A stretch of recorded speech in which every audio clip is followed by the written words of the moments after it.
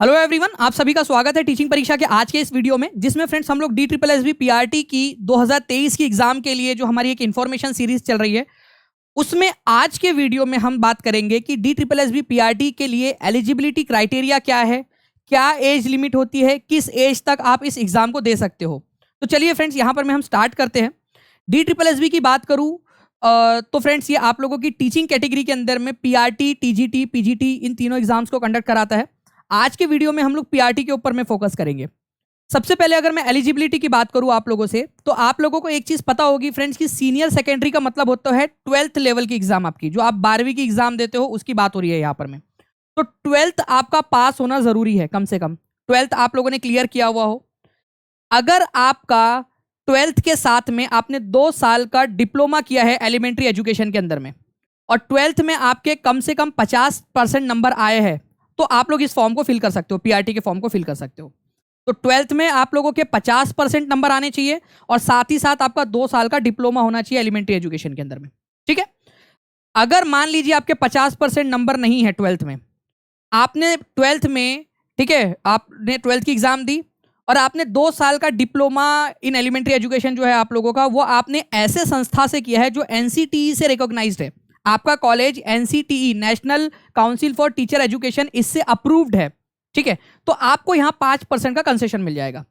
अगर आपके 50% नहीं भी है 12th में और आपने NCTE रिकॉग्नाइज्ड कॉलेज से डिप्लोमा किया है 2 साल का, तो आपके 45% भी हो गए तो काम चल जाएगा, फॉर्म फिल कर पाओगे।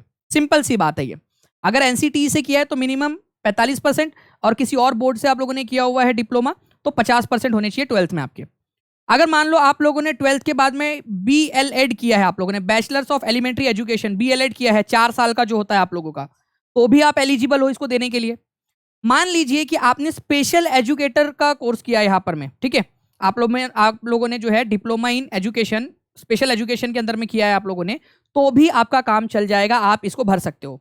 तो जिन बच्चों ने स्पेशल एजुकेशन के अंदर में डिप्लोमा किया होता है उनको तो 2 मौके मिलते हैं। एक तो आप नॉर्मल वैकेंसी भर सकते हो, और दूसरा जब स्पेशल एजुकेटर की पोस्ट आती है उसके अंदर में भी आप एलिजिबल होते हो। तो ये तो और आप लोगों के लिए अच्छी बात है। अगर आपने ग्रेजुएशन किया है और 2 साल का आप लोगों ने डिप्लोमा इन एलिमेंट्री एजुकेशन किया है, तो भी आप इसके लिए एलिजिबल हो।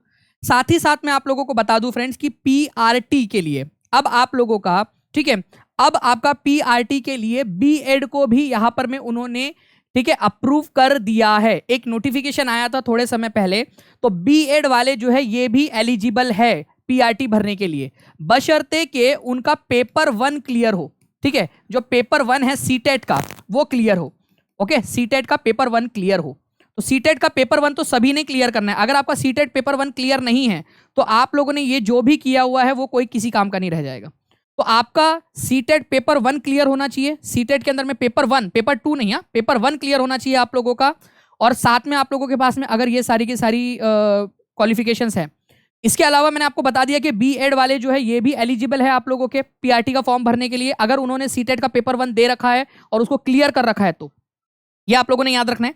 प्लस फ्रेंड्स, एक चीज आपको बता दूं कि अगर आप लोग DSSB की एग्जाम देने के लिए सोच रहे हो और आप पढ़ाई करना चाहते हो, तो आप ये जरूर चेक कर लीजिए कि क्या 10th में आपने हिंदी पढ़ा है। चलिए, हिंदी नहीं पढ़ा तो क्या आपने कम से कम उर्दू पढ़ा है। चलो मान लो हिंदी और उर्दू दोनों नहीं पढ़ा आप लोगों ने 10th लेवल में, क्या आपने पंजाबी भाषा पढ़ी है?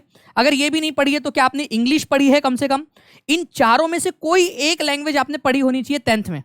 इन चारों में से कोई एक लैंग्वेज कम से कम आपने पढ़ी होनी चाहिए। ऐसा नहीं कि चारों के चारों, कोई भी एक चलेंगी, 10th स्टैंडर्ड के अंदर में होनी चाहिए आप लोगों की, बस।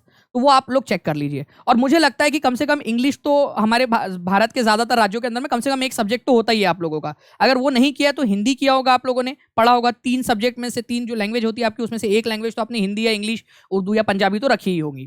ठीक है, ये आप लोगों का है फ्रेंड्स। इसके अलावा काफी सारे बच्चों के एक डाउट आते हैं कि क्या BTC वाले अप्लाई कर सकते हैं? जी हाँ फ्रेंड्स, BTC जो है आप लोगों का नाम चाहे वो अलग हो, लेकिन वो है ही आप लोगों का डिप्लोमा सर्टिफिकेट, उसको बोलते हो आप लोग वहां पर में, लेकिन है वो आपका एक्चुअल में डिप्लोमा ही एक तरीके का। ठीक है, तो BTC वाले जो है आपके, वो भी प्राइमरी एजुकेशन के, प्राइमरी टीचर्स के लिए एलिजिबल है PRT के अंदर में, DSSB PRT के लिए।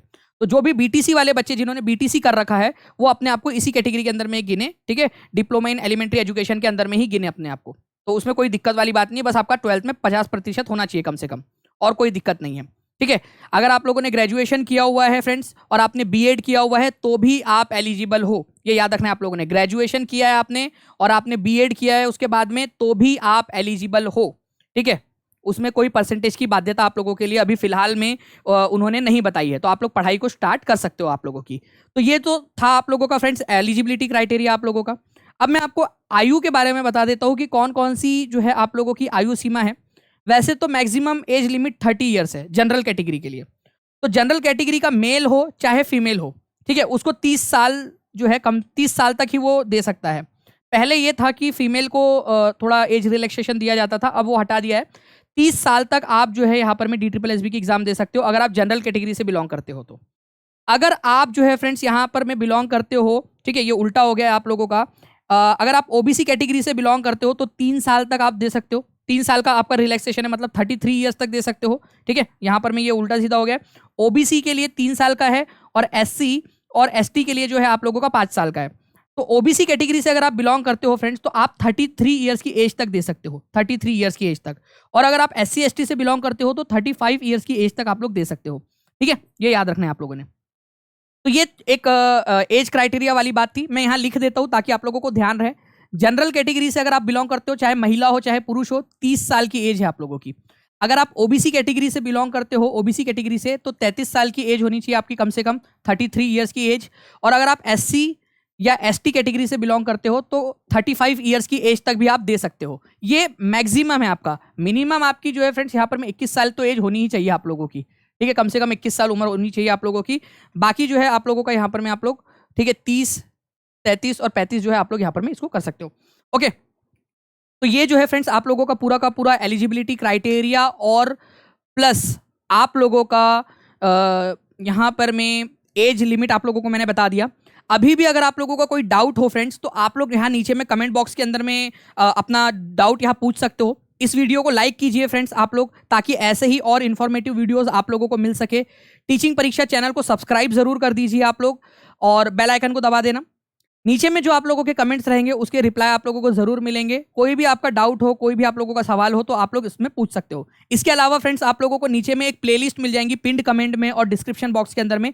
उसमें आप इस सीरीज के, जो हम लोग DSSB PRT की एक सीरीज चला रहे हैं आप लोगों के लिए, इन्फॉर्मेशन सीरीज, उसके जितने भी वीडियोज है आप लोगों को मिल जाएंगे। उसमें सिलेबस के वीडियोज है आप लोगों के, सिलेबस क्या क्या है आपका, आप लोग जो आपका 100 नंबर का साइकोलॉजी आता है उसको आप लोग कैसे कवर करें, इस तरीके से अलग अलग जो टॉपिक्स है आप लोगों के, जो आपको पता होना चाहिए, जो आपको आपके पढ़ाई में मदद कर सकते हैं, उन सारे कंसेप्ट्स को, उन सारी चीज़ों को, उन सारे टॉपिक्स को जो है हम लोगों ने इन सीरीज के अंदर में कवर किया हुआ है। तो मिलते हैं हम लोग फ्रेंड्स किसी ऐसे ही और वीडियो में। तब तक के लिए thank you very much, take care and bye, God bless you all.